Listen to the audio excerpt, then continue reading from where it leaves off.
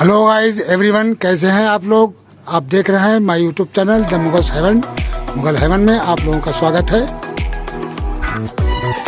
तो ये देखिए, सारे फूल जो हैं वो बंचेस में खिल रहे हैं।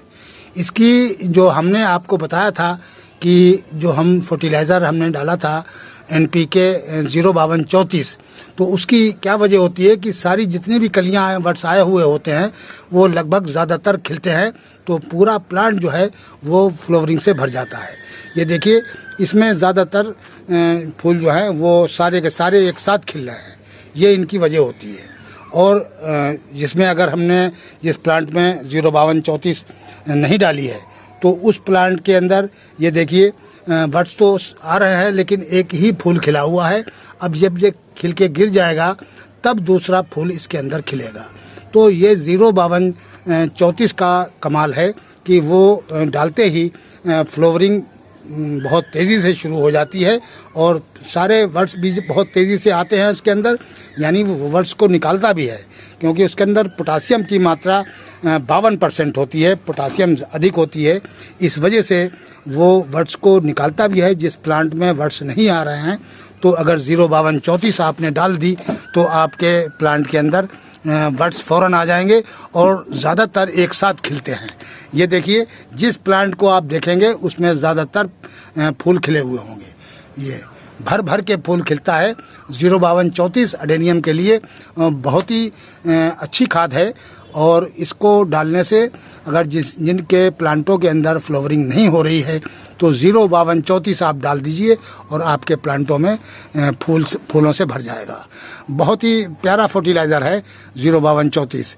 यानी पोटास भी हम डालते थे पहले, पोटास काफ़ी डाला करते थे, तो पोटास से भी आता है, लेकिन पोटास का अंदर क्या है कि वर्ड्स तो फ़ौरन आ जाते हैं लेकिन वो खिलते एक एक दो दो करके हैं और इस तरीके से भर के फूल नहीं खिलते हैं। जिस तरीके से ये खिलना है, सारे एक साथ फूल खिलना है।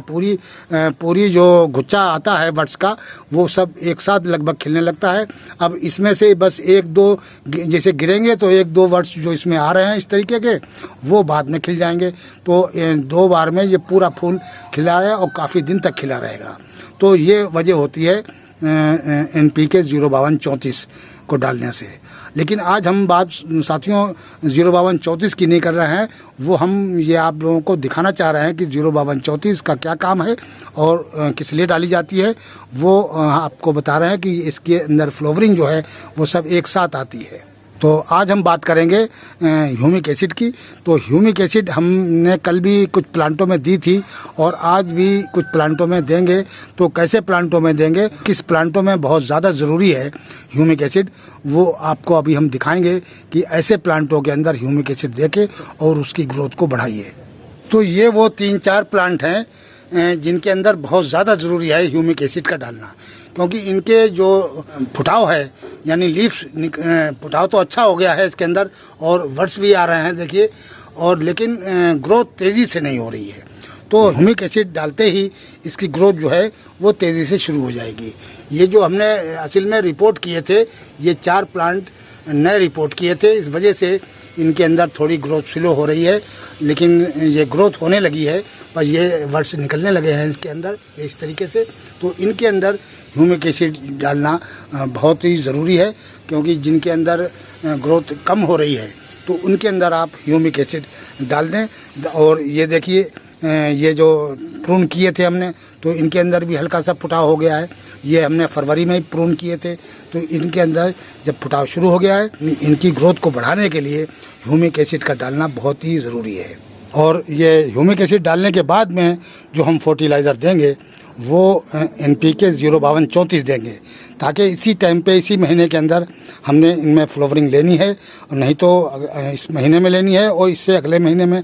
तो जो कोई टोटल फ्लावरिंग लेनी है वो हमने इन्हीं 2 महीने के अंदर, लेकिन बाकी के अगला महीना पूरा बाकी है जिसके अंदर फ्लावरिंग जो है वो अच्छी अडेनियम करेगा। तो उसके लिए हमें अभी से तैयारी करनी है कि अगले महीने में सारे अडेनियम में हमारी फ्लावरिंग जो है वो शुरू हो जाए और अच्छी तरीके से हमारी फ्लावरिंग हो। तो हमने इनके बाद में ये जो हमने ह्यूमिक एसिड डाली है, इसके बाद में हम दोस्तों इसके अंदर 05234 यानी NPK 05234 डालेंगे, ताकि फ्लावरिंग जो है वो जल्दी से जल्दी शुरू हो जाए। तो ये जो 3-4 प्लांट हैं, इनके अंदर मैंने कल ह्यूमिक एसिड डाली थी, और आज जो हम जिन प्लांटों में डालेंगे वो दूसरा प्लांट होगा। इसके अंदर भी मैंने कल डाल दी थी, लेकिन ये वीडियो में नहीं दिखाया था। लेकिन आज मैं बता रहा हूँ कि इसके अंदर भी मैंने ह्यूमिक एसिड डाल दी थी, क्योंकि इसकी भी ग्रोथ, फुटाव तो इसमें अच्छा हो रहा है, लेकिन ग्रोथ थोड़ी स्लो हो रही है। इस वजह से हम इसके अंदर ह्यूमिक एसिड डालेंगे। ये हमारा मदर प्लांट है और बहुत ही पुराना प्लांट है। इसके अंदर जो ग्राफ्ट हैं वो लगभग 7-8 ग्राफ्ट हैं, यानी मल्टी कलर में ये हमने ग्राफ्ट किया था। तो ये देखिए वर्ड्स भी निकल रहे हैं इसके अंदर, यानी लीव्स नहीं निकल रहे हैं और वर्ड्स निकल रहे हैं ये। तो इसमें ये कमाल जो है वो NPK 05234 का है, कि जिसकी वजह से लीव्स नहीं निकले और वर्ड्स निकलने लगे हैं। लेकिन इस जो फर्टिलाइज़र मैंने दिया है ह्यूमिक एसिड, इसके बाद में हम इसको NPK 05234 ही देंगे। और चलते हैं साथियों, अब हम दिखाते हैं कि किन प्लांटों में हमने अब देना है फर्टिलाइज़र। तो ये वो 4 प्लांट हैं जो हमने रिपोर्ट किए थे, और इनके अंदर ग्रोथ तो हो रही है, लेकिन स्लो हो रही है थोड़ी। इस वजह से हम इनके अंदर आज ह्यूमिक एसिड डालेंगे, और ह्यूमिक एसिड के ज़रिए ही इनकी ग्रोथ को तेज़ करेंगे। तो ये है साथियों ह्यूमिक एसिड, और इसको मैं एक इस कटोरी के अंदर निकाल लेता हूँ,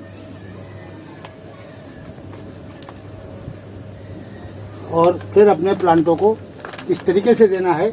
बस थोड़ा थोड़ा ये क्वालिटी में दिया जाता है, क्योंकि ये बहुत ही महंगा खाद है और तेज़ भी बहुत है। यानी इतना ही ये जो एक प्लांट के अंदर ये बहुत ही अच्छा काम करेगा। तो इस तरीके से चारों तरफ आप डाल दें अपने प्लांटों में,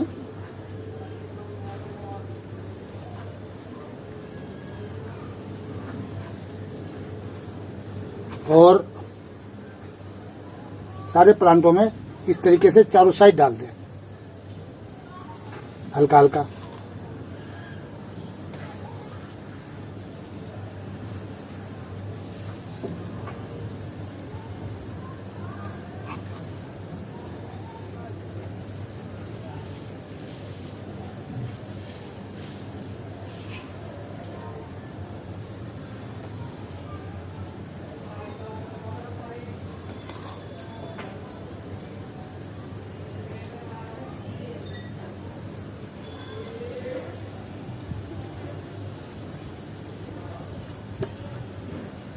ये हो गया।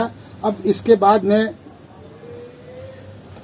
जो बाकी बचा है वो और प्लांटों में भी देना है मुझे, क्योंकि अभी काफ़ी प्लांट है जिनमें हमने ह्यूमिक एसिड डालना है, और इनकी फिर इस तरीके से गुड़ाई कर दें।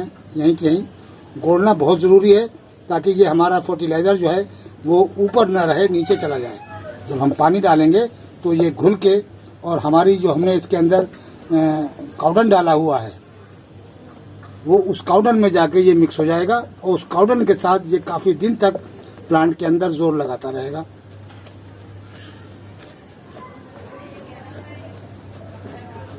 कोई भी खाद आप डालें, क्योंकि इसके अंदर जब काउडन पड़ा होता है तो वो काउडन जो होता है वो उसके अंदर जब खाद जाके मिल जाती है तो काउडन जो है वो पावरफुल हो जाता है, और फिर वो काफ़ी दिन तक एडेनियम को जो है वो खुराक देता रहता है, और उसकी वजह से एडेनियम की ग्रोथ अच्छी होती है। और बरसातों तक तो ये अच्छे 3-3, 4-4 इंच के, ये क्योंकि इन दिनों में कम स्लो बढ़ता है। ये नहीं कि हमारी ग्रोथ जो है वो हो नहीं रही है, हो रही है, लेकिन इस टाइम पे ग्रोथ होती ही कम है। जब इस पे बारिश का पानी पड़ेगा तो ये इतना बढ़ेगा कि ये एक एक ब्रांच इसकी जो है 1-1, 1.5, 2-2 फीट तक की हो जाती है।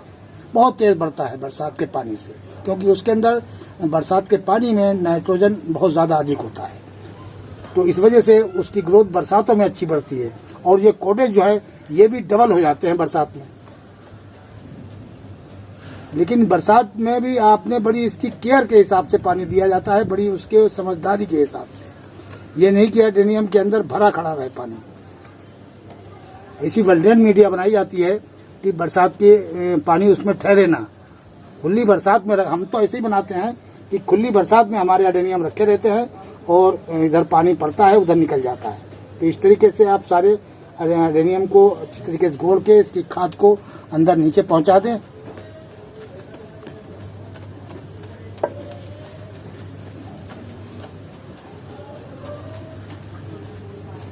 इसके बाद में हम इसमें लिक्विड फर्टिलाइजर देंगे।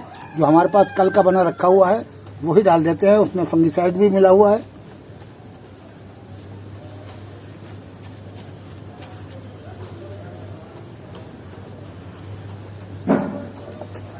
इससे क्या हो जाता है कि अडेनियम की गुड़ाई भी हो जाती है और फर्टिलाइजर भी पड़ जाता है। ये पानी डालते डालते ऊपर से सॉइल ऊपर की जब जम जाती है, पपड़ी टाइप की हो जाती है। तो इस पपड़ी को तोड़ना जरूरी है ताकि हमारे जो प्लांट के रूट हैं वो अच्छी तरीके से उनको ऑक्सीजन मिलती रहे और उसकी वजह से ग्रोथ जो है वो ठीक ठाक होती रहे। तो ये मैंने इसकी गुड़ाई कर दी है।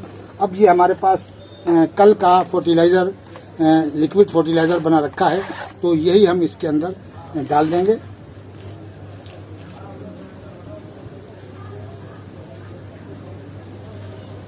बस थोड़ी थोड़ी मात्रा में देना है कि ताकि फर्टिलाइजर घुल जाए। बस इतना ज्यादा नहीं देना है कि नीचे से निकल जाए हमारा फर्टिलाइजर सारा। पानी जब नीचे से निकलेगा तो फर्टिलाइजर भी उसके साथ चला जाएगा। ये क्योंकि ये पानी डालते ही घुल जाता है, बहुत ज्यादा घुलनशील होता है ये।